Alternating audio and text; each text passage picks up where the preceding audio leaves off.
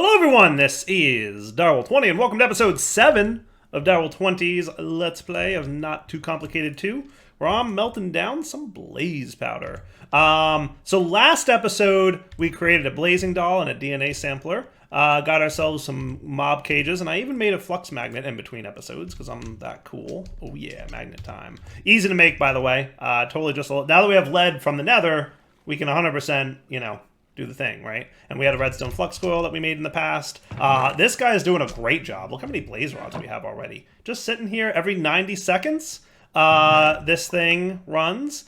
And if I had gilded blackstone, it would be a 15% boost, which would be nice. But every 90 seconds, this thing has a 60% chance to make 1 or 2 blaze rods. Not too shabby. So like on average, we could say that every 90 seconds we're getting a blaze rod, right? Give or take. I mean, slightly more than that, but, not worth doing the math. And we're also getting a few experience drops and some inferium. So all around, not bad. I'm guessing there's a chance for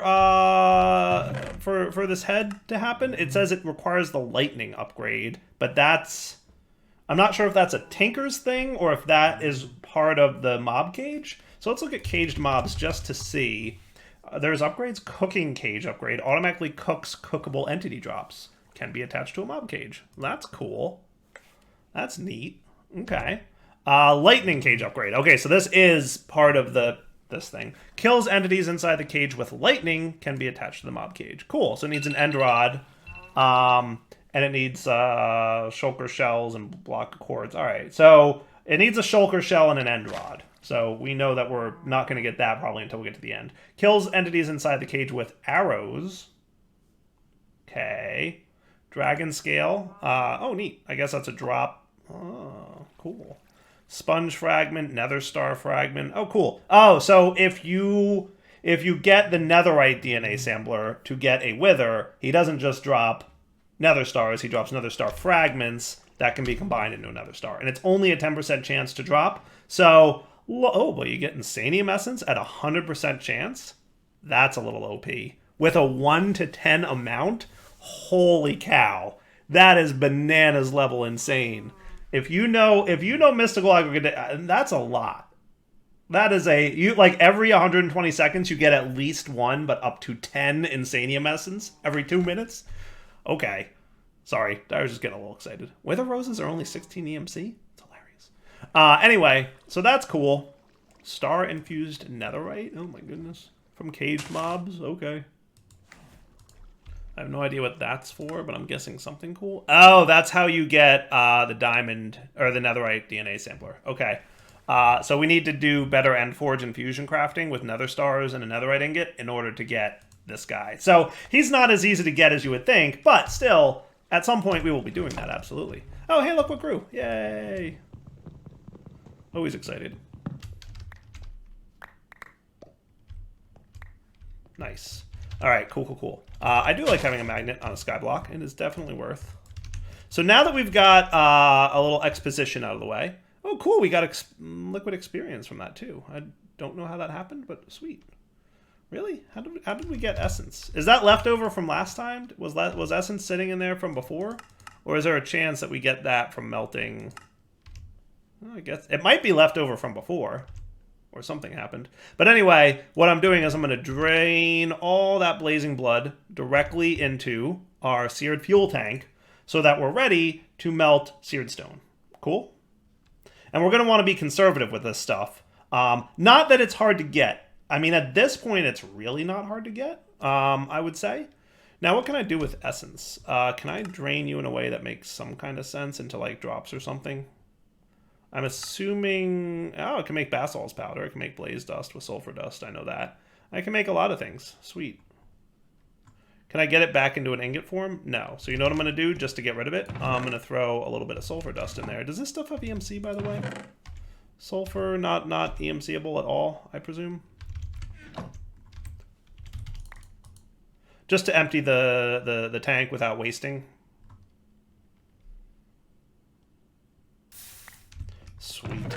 So now we have access to melt Blazing Blood tier. Alright, goal reached, Blazing Blood. So we just swap these guys out and do that, and now we have an alternate melting process. Cool. what I want to do first is get a book, get some seared bricks, and I would like to cast you with 1 ingot's worth, which is a melted one of these. Boop. See, he's good now. He can melt. Sweet. And there you go. The next book. Huzzah! Quest complete. Smelting 201. There doesn't seem to be anything here. Well, that's a shame. But Mighty Smelting, yay for having that book. It's just nice to have those. Now, eventually I'll get Fantastic Foundry, which needs another grout, which probably is makeable soonish. But still, we'll, what I'm going to do now is get the Sky Slime that I need. So Slime Steel, again, is a combination. It is 1 ingot of seared stone, 1 slime ball, and 1 iron ingot. Okay? So 1 of each. So let's get 5. Sounds like a number that I like.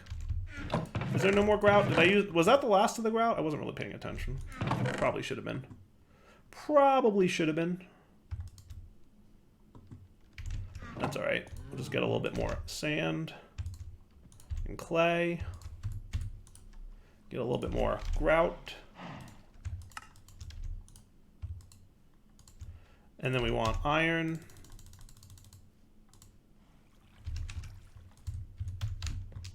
And what I'm going to do is I'm going to cook you the old-fashioned way. Oh my goodness, we're low on coal chunks. I should something. I think pretty soon, I think once we get into miniaturization technology, I think we'll be able to make some RF-based furnaces. And I gotta wonder and hope that an RF-based furnace is not going to create pollution, and that would be cool. Right? I would think not. Cool. All right, so you're going to be 5 of these guys each. And they should all melt down, no problem, and make Sky Slime ingots. Hooray! Molten Slime Steel. 1 block, 1 ingot. So I'm going to put my caster back. We're going to do this and this. That'll get me the ingot. Quest complete. Nice. Boom. Boom. Block of Slime Steel as a reward. And now we can get into the Compact Machines chapter, which is what's next, right? So now we turn these guys into this. This does not have EMC, so it is not EMCable. But now we can make Compact Machines, which is awesome. Miniaturization projector dish and base combined to make this guy. So we're going to want to make 4 of these using the slime steel ingots, right? And the base is going to need some iron and whatnot. So let's get some stone slabs.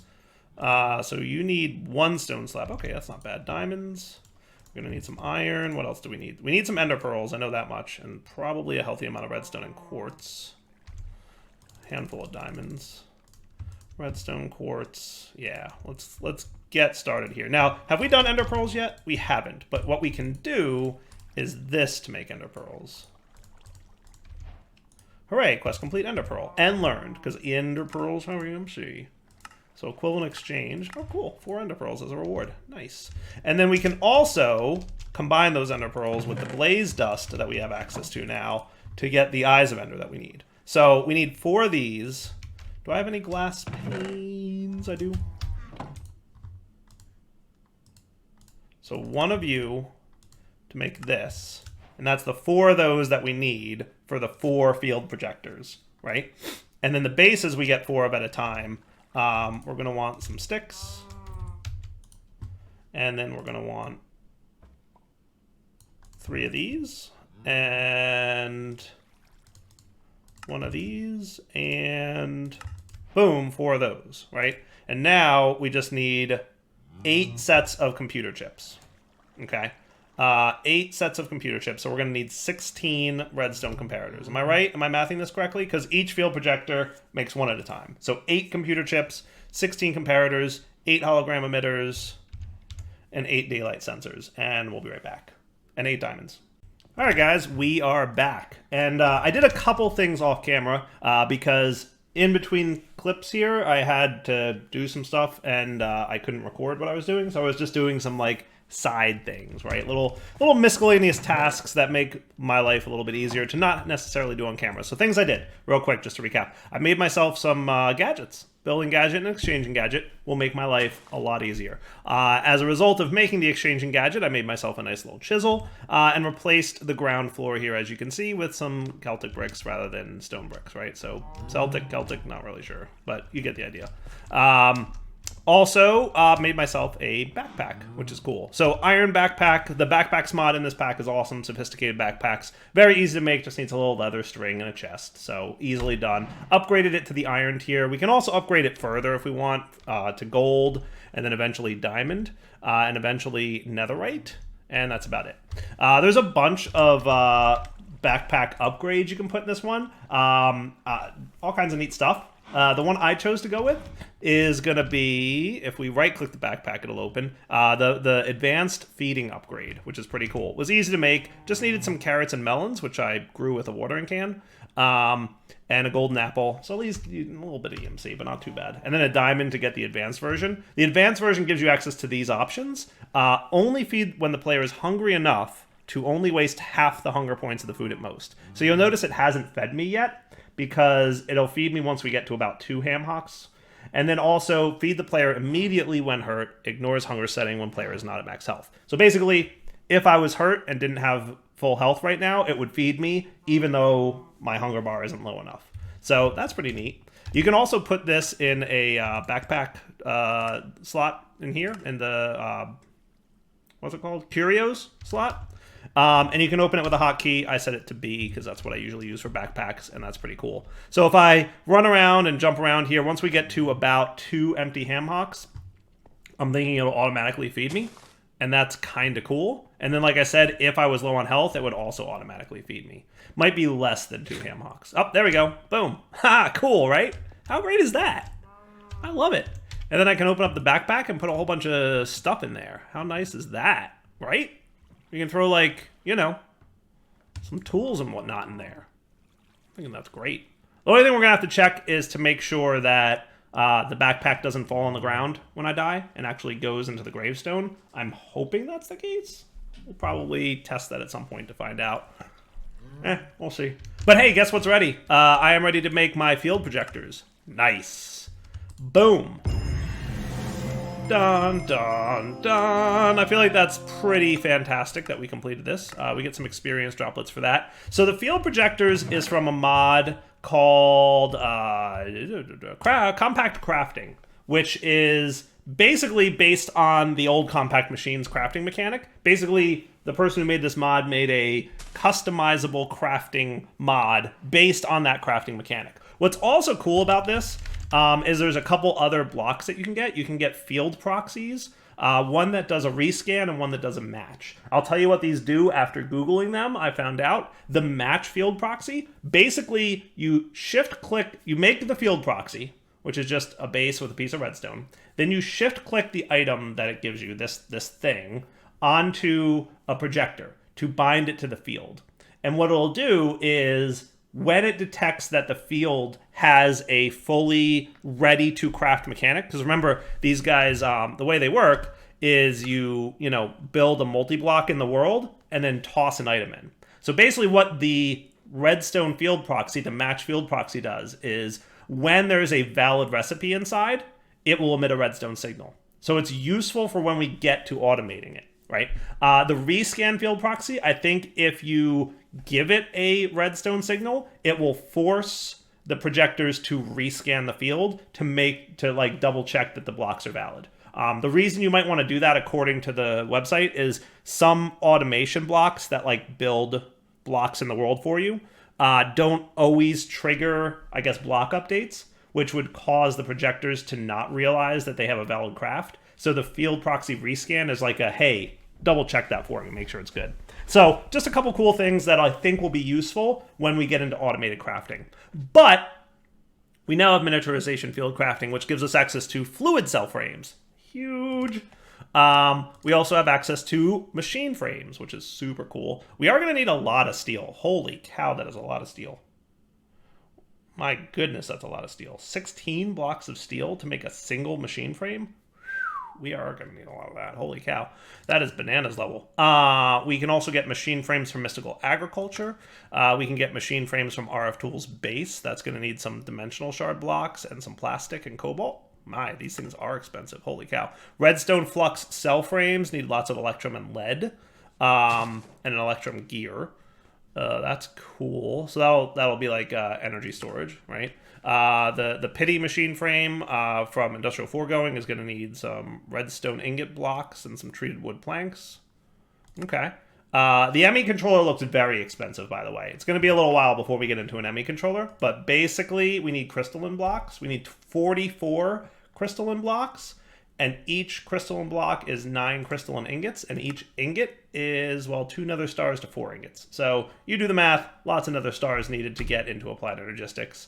I was kind of looking at that off camera. And then it looks like steel casings from Mechanism require an ender star, which is not terrible looking, but also needs, oh, it doesn't look too terrible, blocks of steel, black plastic box. Okay, you know, doable. We'll figure it out. You know, Mechanism I know is going to be like a later tier thing, but boy is that some bananas level recipes. Holy cow, fluid cell frame. So I'm feeling like I'd like to get this, but 16 blocks of iron. My goodness, that's going to be expensive. Is there like a faster way to make steel? My question here. Wondering if there's like a fluid mixing mechanic. I would hope there's a faster way to make steel at some point. Maybe there's a faster way to make steel. There's Mystical Agriculture. There's steel nuggets. We can get smelting. I'm assuming there's probably an induction smelter way. Coal coke dust and iron ingots. Okay, that's not too bad. It's not too bad. We can definitely get it faster down the road. All right, but that's cool. So we've got compact crafting set up. Nice. All right, what does this say? Compact crafting machines themselves is done with field projectors. 4 of them need to be placed facing each other in a cross shape. Begin by placing a few blocks off the ground and then right-click it. It will show you a series of marks floating in front of it that represent valid locations for the next projector. Once the second projector is placed, right-clicking again will show the final 2 projector locations. Done correctly, an orange force field will appear in the center. This area is where compact machines themselves must be constructed. Sweet. All right, cool. So compact machine crafting is going to be nice for us to have access to. Now that I have a building gadget in my backpack, I can totally get myself some more stuff and expand my area here. So we could do horizontal wall. How's that? Wouldn't that be right? Or no, vertical wall, surface. All right, I want to set you horizontal wall. I don't want place on top. There we go. That's cool. And then there's obviously a few ways that we can do this, right? We could do, you know, columns.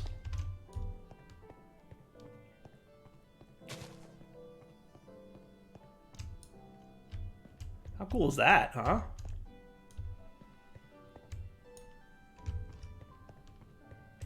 That is awesome.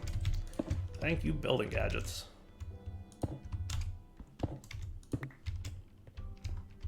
Build to me.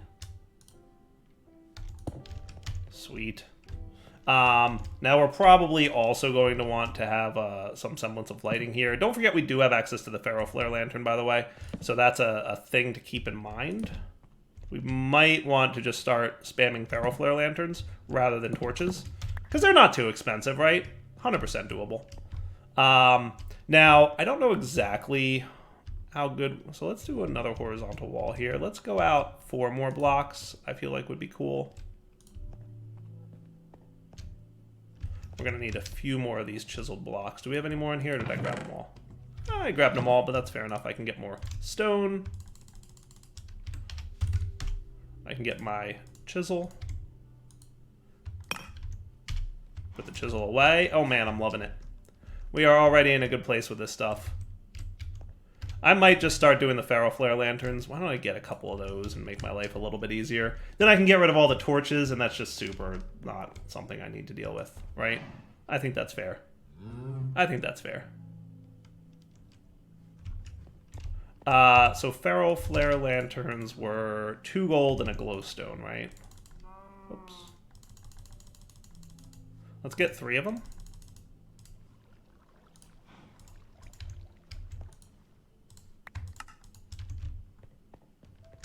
Now, I'm trying to remember. Places invisible lights. What's the range of this thing? So I think it says default 16 radius. So I guess we'll see what that means. But I'm going to get rid of all these for a sec. Part of me would like to place the ferro flare lantern underneath the platform so that they're even less, you know, in the way, but we'll see.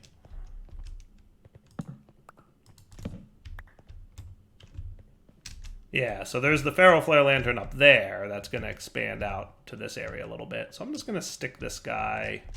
Maybe if we kept him in line with this, would that be cool? I think that would be cool. And we'll see if that lights up the area well enough. I'm pretty sure you can tick accelerate them to speed them up, by the way. We'll find out if that's a large enough radius. But I feel like that's probably pretty good. We'll find out if the ferro flare works from all the way over there. So I'm going to say if the default radius is 16, as it says on the thing, then that's a chunk and a half, right? So it's kind of in the center of this chunk, right? So it's the rest of that chunk and this one. So this could be a little further back, but I don't think they're expensive enough to worry too much about. So what I'm going to do is kind of line you guys up. Let's make sure I know exactly where this one is placed, because I want to make sure. But I think it's actually, it happens to be very well centered in this chunk, which is cool. So this is -22. So I'm just going to pop them right here, right? See how it fed me the moment I took damage? Even though it didn't need to just yet. And then same here, right? That should be cool. All right, so let's set up these miniaturization crafters, yeah? So if I put you 2 blocks high, and you can rotate, nice. And then I right-click you, you're gonna show me the distances that you can be, right? So let's pop you over here. And then that looks pretty good.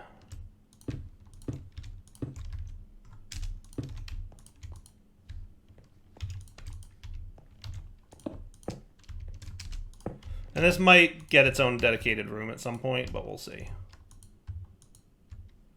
So you guys, are you cool now?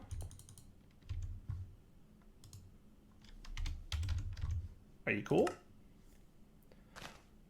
An orange force field appears in the center. This area is where the comic machines themselves must be constructed. Okay, so I think it might need to go a little bit higher if I want it to be this width, right? That would be my guess. So let's see if I'm right about that.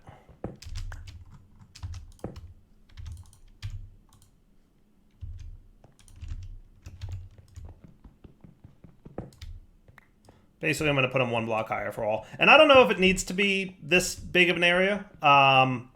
You know, I'm going to see what kind of radius we get when we do this, and then we'll kind of go from there.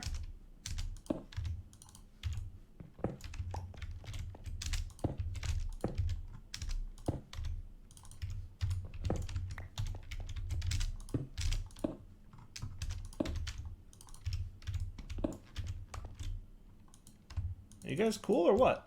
Come on. Oh, you need to be higher. My bad. I thought I did do higher, but maybe I'm crazy.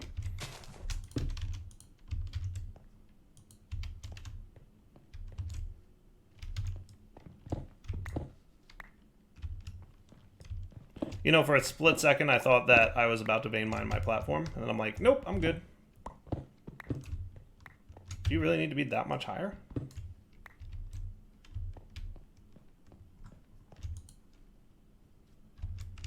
I might bring them in a little closer. There we go. Okay, cool. So that actually seems like a reasonable... So I could bring that down 2 blocks, and that looks like it's going to be a reasonable... So let me see what sizes I need here. That's a 4x4. That is also a 4x4. That is also a 4x4. That is also a 4x4. That is also a 4x4. That is also a 4x4. That is also a 4x4. That's also a... That's actually a 5x5. This one is also a 5x5. This one is a 4x4, right? Yeah. So the last two are 5x5, but these guys are 4x4. So until we get a little further into the mod pack, I think 4x4 is going to be sufficient. So what I'm going to do is bring these down 2 levels and call it a day. Also, I don't think it loves being rotated too well.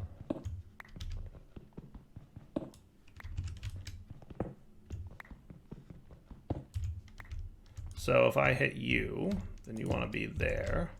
I'm going to make sure to place you correctly. Hit you, you want to be there. I think if you place it correctly, it starts the orange thing better.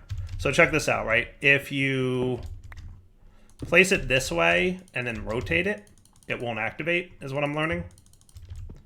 Wonder if like a redstone signal will trigger it. I don't know, right? But if you do and then break it and place one, then you're cool. Got it? Nice. Cool. Now, can I put a lever on you to make you not be all annoying? Annoyingly orange? I feel like yes. Perfect. Sweet. Okay, that works. Out of curiosity? Aha, yeah, okay, so that'll reset it. Nice. So if for whatever reason you can't, you know, place it in a good way, that'll fix you up. Nice. All right. So hey, miniaturization crafting is ready. Now, I guess I need a lot of steel, right? Let's see what the quest book has me doing. Like now that that's complete, you know, should I be doing this, or is there like a better way to get steel before I jump into this thing? And how come none of you guys gave me like, you know, what prerequisites? Armors. Oh. Yeah, thanks. I made all these things and none of it counted. Well, life goes on. Projectile protection also plays a major role in your protection. If it is on your helmet, it can reduce the damage taken by a headshot. I agree. That's a weird quest, right? It's a weird quest. And hey, I made oh, you want me to make all the backpacks. Fair enough. Let's see. So if I wanted to get into thermals now, so the machine frame quest is good because we did the thing. And it'll give me 3 more machine frames as a quest reward, so that's kind of cool. Requires some compaction. Yeah, no kidding, Chief. I wonder how efficient, because we can probably, I suspect, let's look, hold on. I want to check this out, right? So steel ingots can come from an induction smelter if I've got iron ingots and coal coke dust, right? And coal coke dust can come from a pulverizer if I have coal coke. And that can come from a pyrolyzer if I have coal. And it gets me... so I'm wondering if the pyrolyzer... I'm not sure, it doesn't really say, but I would hope that the pyrolyzer, pulverizer, induction smelter process is noticeably faster, I would hope, than the slow way of doing it. Because my hope is that in order to get all these blocks for the machine frame, I hopefully only have to do it once. But we are absolutely going to need 16 blocks of iron and 16 blocks of steel.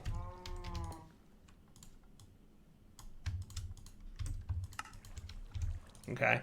I will get these guys cooking. I know I've got some steel over here going good. Now, the good news is that I can start putting charcoal in here. So at least this thing accepts charcoal. But I don't think there's a healthy way to tick accelerate this. And it's going to take a while to cook all this block of iron into steel. But it shouldn't be too bad. I think it's 100% doable. I think it's 100% doable. We're just going to have to be a little patient. And by we, I mean me, because I'm going to wrap up the episode in a minute, and when we come back, I'm going to be done. That's really what it comes down to. I'll probably just let this stuff run for a while and call it a day, right? So that sounds cool. Let me see where we're at, speaking of wrapping up points, because I think we're close. I'm going to call it close enough. Yeah, we're pretty much there. We're pretty much at wrapping up point. So let's do this. Let's wrap up the episode here. Boy, do I have a lot of blaze rods. I love this. I love this cage thingy. It's basically botany pots for mobs. It's so cool. Anyway, we'll wrap up here. We'll come back next episode. This is a 4x4, right? Or is it a 3x3? Actually, it's a 3x3, so I do need to make this bigger. It's a little tricky to tell, especially when it was floating in the air, but now it's more obvious that it's a 3x3. So we're definitely going to need that to be a little bit bigger. Anyway, the point being that I'm going to come back next episode. We will take all these blocks of iron turned into, and I'm pretty sure I can't tick accelerate anything here, right? Yeah, nothing doing, Chief. Nothing doing. I'm pretty sure the brains of this block is the very center. Now, is entangled in this pack? I don't think that would make a difference. I can't imagine it would. You might be able to tick accelerate the entangled version of the block. I think if we get to a point where we need to do something like that, we'll figure it out, right? But for now, wrapping up Point Doubles when I sign off. Hope you enjoyed the episode. I think things are moving along pretty smoothly here. Like, we're really making good progress. I noticed another 250 millibuckets of essence appeared in here. I'm assuming some kind of mob spawned inside this thing and got melted into experience. That's the only explanation I can come up with. Because I saw it happen. I saw smoke coming from over here. I'm like, why is there smoke? And I looked, and then this thing turned green. So something spawned in there and created that experience, by the way. But anyway, I'm really having fun with this pack, and I really hope you guys are enjoying watching it. We'll come back next time, like I said, and proceed with more fun stuff. For now, Del20 signing off. Hope you enjoyed the episode. Take it easy.